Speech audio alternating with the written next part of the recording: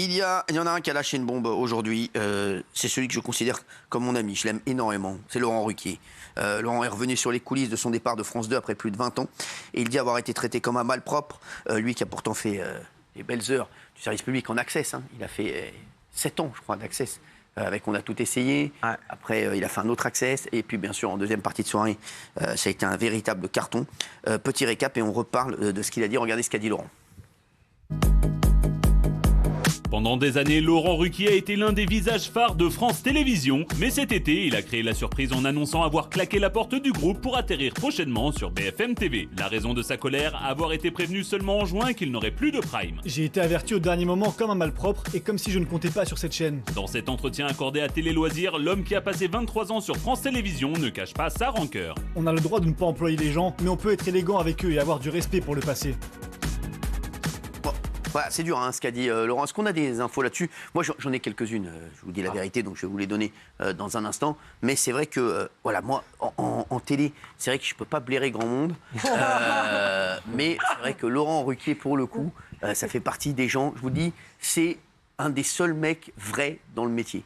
Voilà, c'est un mec qui dit ce qu'il pense. Voilà, il t'appelle, il y a un problème, il t'appelle, il te dit les choses. C'est pas un mec qui va te faire des entourloupes. Et c'est pour ça que j'aime beaucoup ce gars-là.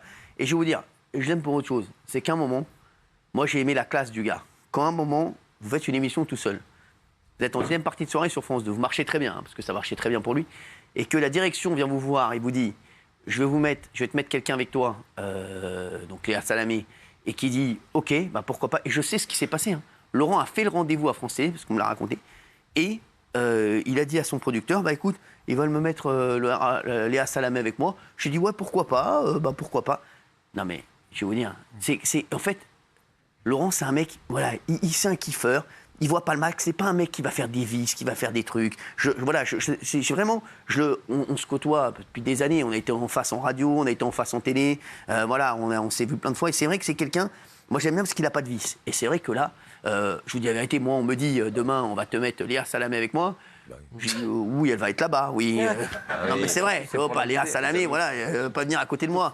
Donc Laurent Ruquier, tu dis pas Laurent Ruquier, on va te mettre quelqu'un à côté de toi, je suis désolé. Ou tu fais une autre émission si tu as envie de faire un truc avec Léa Salamé et tu fais une autre émission et tu gardes Laurent Ruquier. Mais c'est vrai que ça a été. Sauf si un projet finalement un peu plus lointain, c'est ça l'histoire. D'avoir l'idée de faire ce changement de façon voilà, un peu plus progressif. Ouais. Après, bon, moi ce que je veux dire, ça n'engage que moi parce que je suis pas le porte-parole. Puis vous le connaissez pas hyper bien.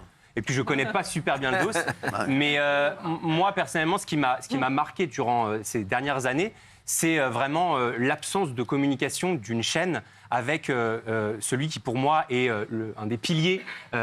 Les dernières années à la télé, si on met 5 noms, il y a Laurent Ruquier dedans, sur la découverte d'artistes, sur des émissions phares. Enfin, il a fait les plus belles heures de France 2. Ça se respecte un minimum. Je vais te dire, moi je mets souvent les animateurs dans ma tête, je mets souvent Ligue 2, Ligue 1, Ligue des Champions. Ouais. Laurent Ruquier, c'est Ligue des Champions. Ah oui, bien sûr. Ah oui. Mais il n'a pas été traité en joueur de Ligue des Champions, malheureusement, puisque là, sur la fin de saison précédente, moi, j'ai pu constater qu'il n'y avait aucun appel, même un petit café avec ton patron pour qu'il te dise juste « T'as bien bossé cette saison, t'as fait des bonnes audiences aux enfants de la télé ». Rien du tout. Quand il faisait des bonnes audiences aux enfants de la télé, il n'avait jamais un petit SMS. Parce que peu importe le niveau où tu es, tu as toujours envie qu'on te dise bravo, respect. La télé, tu veux que je te dise, moi, tous les matins, je m'appelle pour les audiences. Voilà, c'est ça qu'il faut faire. Bah, lui aussi, il devait s'appeler, du coup. Je m'appelle, allô, ouais, bravo. Bah ouais, attends, je te rappelle 2 minutes, je suis sur le team. Mais du coup, il part, parce que je veux juste terminer, il part sans rancœur, il est en bon terme avec Delphine Ernotte. Mais c'est juste que, en dessous de Delphine Ernotte, il y a un monsieur qui s'appelle Sibon Gomez. Moi, je l'adore, moi. Sibon Gomez c'est un bon pote à moi. Ouais, mais alors, moi, mon point de vue, encore une fois, parce que je ne parle pas pour Laurent, vraiment, j'insiste là-dessus. Je suis désolé, mais on va faire un petit débrief de fin de saison avec son animateur phare. On lui dit quel projet on a. On est transparent avec parce que c'est le respect qu'il mérite. Et en l'occurrence, il ne l'a pas eu. Et à sa place, je serais parti bas. Moi, j'estime que quand tu t'appelles Laurent Ruquier, tu mérites un peu plus de considération. moi, je trouve ça normal, alors, surtout avec tout ce qu'il a fait pour la chaîne. Raymond, je suis sûr que Raymond, toi, t'es pas d'accord. En vrai, c'est comme dans toutes les boîtes. Moi, je me dis, c'est comme dans toutes les boîtes. Parfois, tu te fais virer comme un sac. On t'envoie un recommandé, on dit rendez-vous pour un licenciement et tu prends ça en pleine gueule après 25 ans de boîte. Ça, c'est fait. Après, comme c'est Laurent Ruquier, qu'on l'a dit, les grandes heures, lui, il a été classe avec Léa Salamé. Il l'a adoubé. Moi, je suis sûr que c'est ça. On va pas la mettre toute seule au feu parce qu'elle va se planter. Laurent Ruquier va t'expliquer un peu toutes les mécaniques du soir. Tu vas voir, tu vas comprendre. Ça va être très bien. Et après, tu prendras sa place. Je suis d'accord avec Hugo. Juste à un moment donné, tu convoques Laurent Ruquier. Tu dis voilà, tout ce que tu as fait avec On a tout essayé, tout ce que tu as fait en deuxième partie de soirée, t'es pas n'importe quoi, t'es pas un chiffon. On va te convoquer. Et on a déjà eu la même histoire avec Patrick Sébastien qui s'est plaint pareil. Donc France 2, à un moment donné, France Télé, vous avez des animateurs. On vous dit pas qu'il faut les. Voilà, dites-leur au revoir sérieusement avec classe. Ça existe aussi dans des boîtes. On peut dire au revoir à un salarié avec classe. Et puis, c'est pas interdit. Et puis là, je me tourne vers toi parce que là, tu ne peux pas avoir un meilleur témoignage que le tien. Ah, comme on dit en Corse, aqua mboca, ferme ta bouche. Tu es venu ici pour fermer ta bouche. C'est une manière de boucler la boucle, n'est-ce pas? On a eu cette discussion tout à l'heure avec... La télé, et c'est pas à vous, Cyril, que je veux dire ça, c'est un monde extrêmement violent, c'est un miroir grossissant. C'est des connards. Donc, moi, j'ai déjà été virée du jour au lendemain, comme une malpropre, pas de considération. Ah, été virée. Après, tu fais pas ce métier si tu sais pas où tu mets les pieds. Bien sûr. Bah tiens, tu veux que je te donne, appelle-le, dis-lui. Allô Laurent, tu fais pas ce métier. Mais ce qui me rassure, c'est qu'un type comme Laurent Ruquier, qui est effectivement une grande star, un grand nom de la télévision, qui a fait des choses, reste encore sensible à ce genre de... C'est un mec comme tout le monde. Moi, je connais des gens, je ne citerai pas de nom, qui en ont rien à faire. Pourquoi tu parles de moi? Pas du tout. Je rigole. Mais je précise, il ne s'est pas fait virer. S'il avait voulu faire les enfants de la télé toute la saison-là, avec le nombre de téléspectateurs, ça marche bien. C'est une manière il aurait gagné même plus. En restant sur France Télévisions qu'en changeant, mais c'est un homme d'honneur. Le monde du travail est comme ça. Et puis il a envie de kiffer. À 60 ans, t'as envie de kiffer, voilà. Donc là, il va kiffer ailleurs. Merci. On espère qu'il va kiffer. En tout cas, Laurent, je lui fais des bisous. On va passer au top 2 de l'actu avec cette image qui fait énormément parler. Elle montre un agent de la RATP en train de frapper violemment un passager qu'il avait arrêté. C'est une image qui a été filmée mardi soir et qui est devenue virale en quelques heures. Regardez.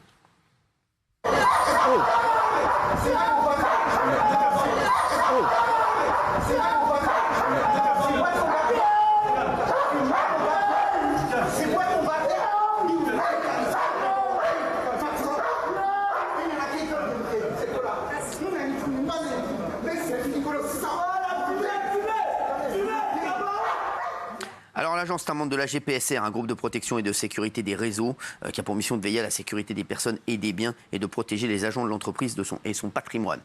Gilles Verdel. Oui, alors ce que l'agent dit, c'est qu'avant cette scène que l'on voit, le jeune homme en question frappe un de ses collègues, tape dans une valise de quelqu'un, se rebelle et le menace de mort. Voilà, ça c'est la première chose. Il faut expliquer aussi que la RATP a très vite réagi, enquête interne, et dans le communiqué de la RATP, ils expliquent que le caractère est manifestement inapproprié par rapport à la réaction de l'agent. Ce qui veut dire que la RATP va le lâcher, Cyril, il risque d'être sanctionné parce que quoi qu'il arrive, cet agent ne peut pas réagir comme ça. Voilà, si c'était cette image qu'on voulait vous montrer, on va passer tout de suite au top 1 des infos du jour. Hier, on en a parlé avec Michel Marie de la triste histoire de Patrice Charlemagne, ce professeur de 51 ans, tué dans la nuit de dimanche à lundi. Sa femme a été placée en garde à vue afin de vérifier sa version des faits et elle a finalement terminé par avouer le meurtre de son mari. Regardez. L'image d'un couple uni, c'était il y a 1 an et demi. Aujourd'hui, à Dunkerque, les aveux de la compagne de Patrice Charlemagne troublent la population. C'est un rebondissement, on est tous un peu choqués, on s'y attendait pas. Conseillère municipale de Dunkerque, écrivaine, professeure, ici, personne ne comprend. Elle avait d'abord affirmé aux enquêteurs que des cambrioleurs avaient assassiné son conjoint. Les secours la retrouvent dans ce champ lundi dernier, en état de choc, son bébé dans les bras. Le corps de Patrice Charlemagne, lui, se trouve dans la maison du couple au premier étage, tué de 3 coups de couteau. Le couple avait un enfant de 20 mois. Le mobile du meurtre reste inconnu. Alors, Gilles. Très vite, il y a eu des incohérences dans le témoignage de Justine. L'heure à laquelle elle appelle, il y avait un décalage par rapport à ce que les policiers ont noté sur la téléphonie précise. Tout de suite, ils ont eu des témoignages selon lesquels le couple battait de l'aile. Et en examinant les téléphones, ils ont vu des échanges très virulents entre les deux. Donc ils se sont dit, est-ce que la thèse du cambriolage n'est pas complètement bidon? Et puis il y avait sur les mains de la jeune femme une entaille qui correspond à une entaille sur le gant qui a été retrouvée avec les couteaux et l'ordinateur juste à côté de la maison. Donc ils se sont dit, il y a trop de coïncidences, et elle a fini par avouer en garde à vue qui est prolongée. Maintenant, reste à savoir si c'est un crime passionnel, si elle a agi seule, ou si c'était prémédité avec des complices. Voilà. En tout cas, on a eu Mais c'est elle a avoué. Exactement. Voilà. On s'en doutait hier soir. Avec Michel Marie. Exactement, avec Michel. C'est cette thèse qui est largement privilégiée, même si elle est encore présumée innocente. Vous le savez, cette semaine, on reçoit un invité particulier en France. Il s'agit du roi Charles III. Et l'histoire du jour, c'est donc l'arrivée de Charles III en France. Il est arrivé hier à Orly et sur un programme particulièrement chargé. Mais nous, on a des images que personne n'a, puisque Bertrand Deckers était sur place. Il était en duplex avec nous hier afin de commenter en direct cette grande soirée organisée pour le déplacement du souverain britannique. Alors on a tout entendu, qui était là-bas, qui a mangé, qui n'a pas mangé, il va tout nous dire. Il est avec nous sur le plateau pour faire un bilan du passage du roi. Sachez que lui, le passage du roi, pour lui, c'est comme quand moi, je vais au Cap d'Aille. On va regarder l'arrivée du roi Charles à Versailles, c'était un grand moment, regardez.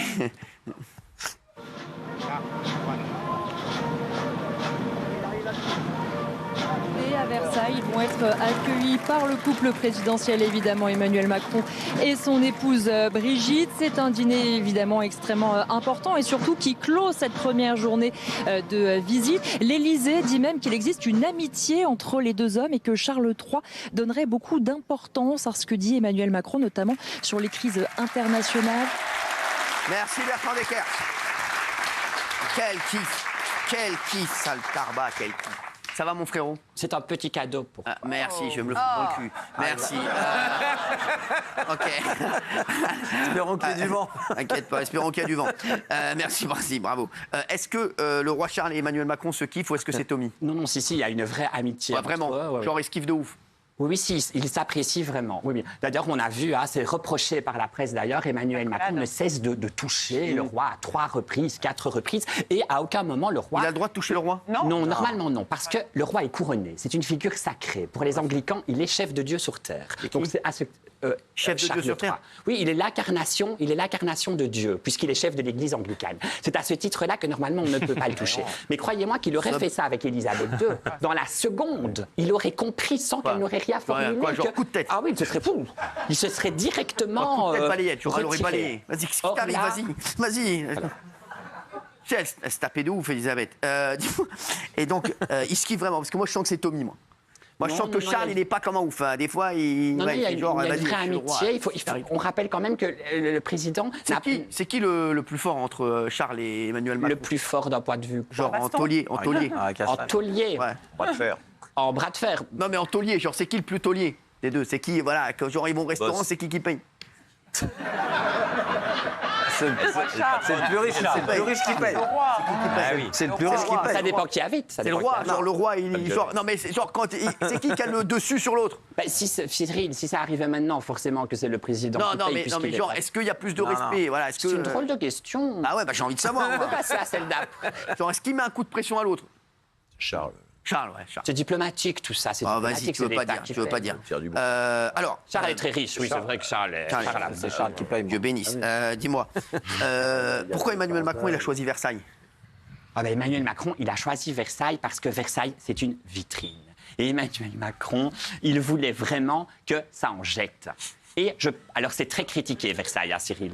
Mais ce que l'on peut peut-être apporter dans ce débat où on dit c'est un peu honteux, Versailles, c'est que ça n'a rien coûté du tout. Le palais, il est mis à la disposition des grandes réceptions de la République. Je reçois la Torah. Attention, oui. Alors, et donc voilà, et ça il a marché. profité. Alors, il a fait un discours, Charles. Oui. C'est ça. Mais il a fait un discours. Est-ce que je voulais peut-être un tout petit peu dire, ça a marché, Cyril, le fait de sortir Versailles. Vous savez quoi? Parce que hier, comme j'étais sur place, j'ai un peu enquêté, j'ai un peu posé des questions. 250 journalistes ont demandé pour être accrédités uniquement pour Versailles. Et parmi ces 250 journalistes, la grosse majorité étaient internationaux. Et beaucoup de journalistes du Moyen-Orient. Et pourquoi du Moyen-Orient? Parce que c'est Versailles qui les fascine. C'est ni Emmanuel Macron, ni Charles III. C'est les ors qui allaient être déployés sous la galerie des glaces. On sait quand même que la population du Moyen-Orient, quand elle voyage, elle a les moyens. C'est elle qui va dans les gros groupes LVMH, Dior, Chanel. Donc, je pense qu'il va vraiment y avoir des retombées économiques aussi en matière d'image. Tu rêves. Tu rêves. Alors, les invités semblaient tous très très contents de cette soirée. C'était une soirée, c'était diva. Après, on va parler de la bouteille de vin parce que ça va être le débat du jour. à 2500 boules, là, bouteille de vin, je peux te dire, à 2800. 772. 2800 boules, la bouteille de vin, frère, t'aurais dû en voler une, espèce de cheval que tu es. Fallait en ramener ça. Là-bas pour rien. Fallait ramener le carton.